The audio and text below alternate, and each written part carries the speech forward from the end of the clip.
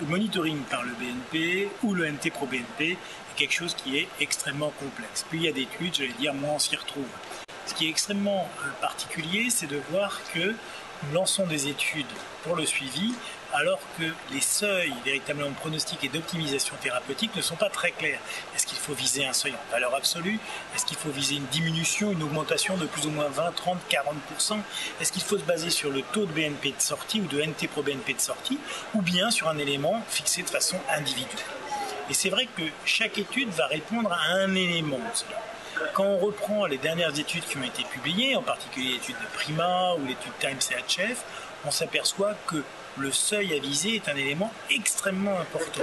En particulier, ce qui a été bien mis en évidence par les études Starbright, qui a été négative, par l'étude Prima, qui s'est révélée négative, c'est que le taux de peptide natriurétique à la sortie ne doit pas être une cible thérapeutique. Il ne permet pas, dans aucune étude en tout cas, de diminuer le risque de réhospitalisation ou de décès. Après, il faut comparer deux autres études, deux gros groupes d'études.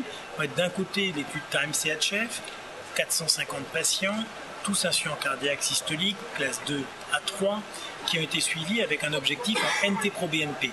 D'un côté, moins de 400 chez les gens de moins de 75 ans, moins de 800 chez les plus de 75 ans. Et les études comme STARS, qu'on connaît, objectif BNP, moins de 100 picogrammes par ml, ou l'étude de Troughton ou Battlescale. Ce qu'on voit bien dans ces études, c'est qu'en particulier chez le sujet jeune, on a un effet favorable d'un monitoring par les peptides natriurétiques.